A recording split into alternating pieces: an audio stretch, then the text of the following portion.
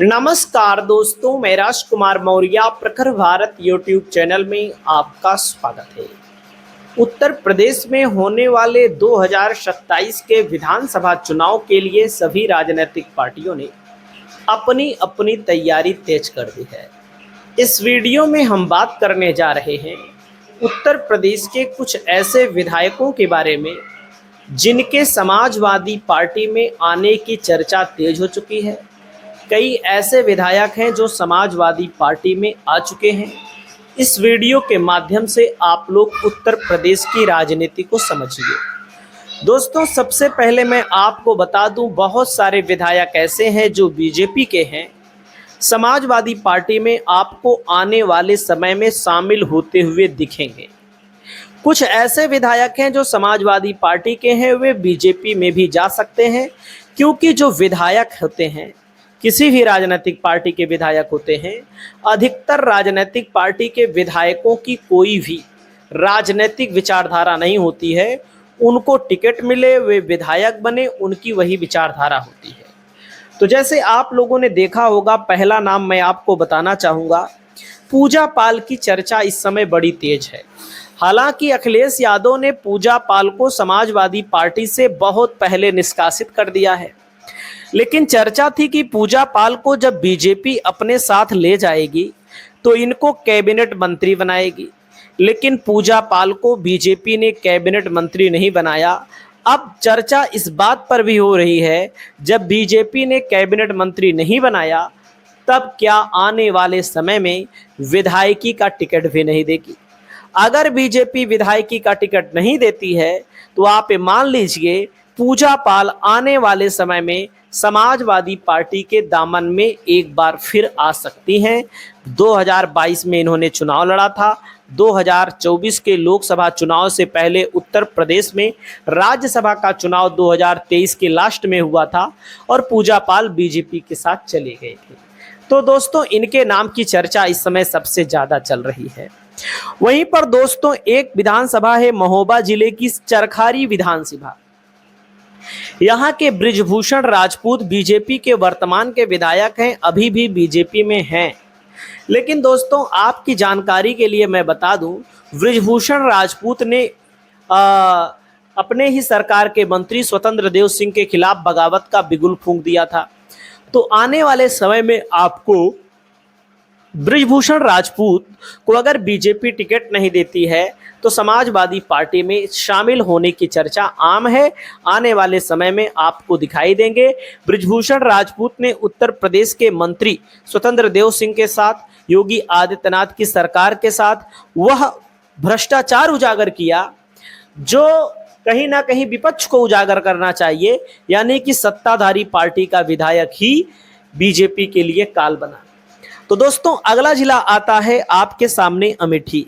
अमेठी जिले की अमेठी विधानसभा सीट से वर्तमान की विधायिका हैं महाराजी प्रजापति, जिनके पति 2012 में पहली बार विधायक बने थे अमेठी से, और अमेठी में 2012 के पहले समाजवादी पार्टी का कभी खाता नहीं खुला था।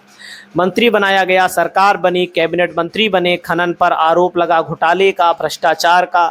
फिर उसके बाद आपने देखा एक केस में आजीवन उनको सजा हो गई है। वैसे ये लोग दोस्तों, महाराजी प्रजापति के चाहे बेटा हो बेटी हो, इनके परिवार के लोग जो हैं सब लोकसभा में बीजेपी को, स्मृति ईरानी को जिताने की अपील कर रहे थे। जब इनको लगा समाजवादी पार्टी हार गई, समाजवादी पार्टी से हम हार जाएंगे, स्मृति ईरानी हार गई, तो स्मृति ईरानी का साथ इन लोगों ने छोड़ दिया।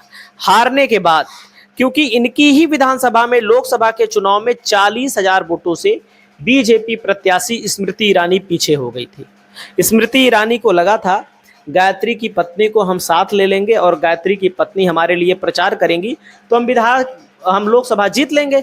लेकिन लोकसभा जीतने की क्या बात करें, विधानसभा अमेठी की जनता ने ही उनको हरा दिया। अब अगली विधानसभा है दोस्तों विनोद चतुर्वेदी, जालौन जिले की कालपी विधानसभा।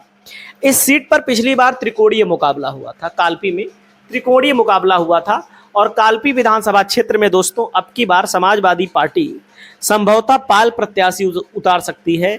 लेकिन जब विनोद चतुर्वेदी को बीजेपी से मंत्री नहीं बनाया गया है तो बीजेपी से ये नाराज है, क्योंकि हालांकि इनको सपा ने निकाला भी नहीं है, अभी सपा के ही विधायक हैं, बीजेपी के पाले में चले गए थे विनोद चतुर्वेदी। तो दोस्तों कालपी के विधायक को भी समाजवादी पार्टी में आना लगभग तय माना जा रहा है।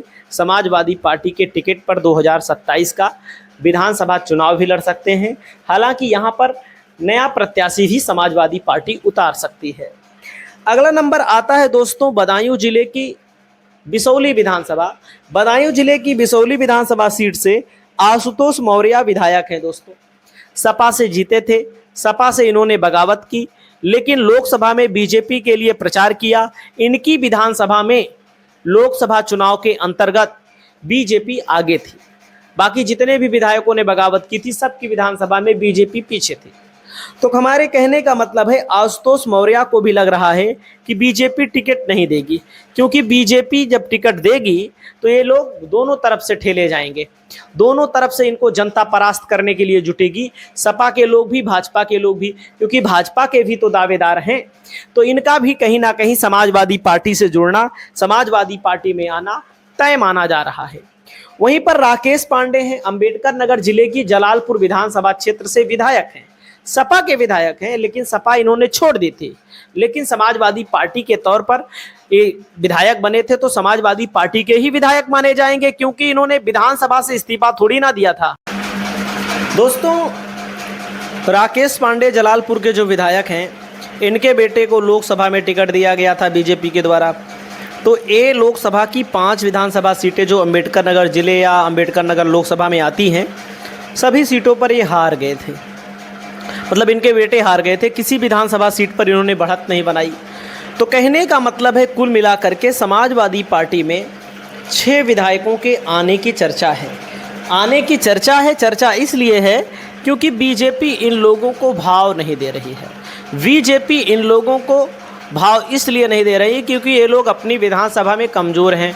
अब जैसे पूजा पाल बड़ा नाम है भाई, कई बार विधायक रही हैं, और लेकिन लोकसभा के चुनाव में इनकी ही विधानसभा में 18-20 हज़ार वोटों से बीजेपी पीछे हो गई।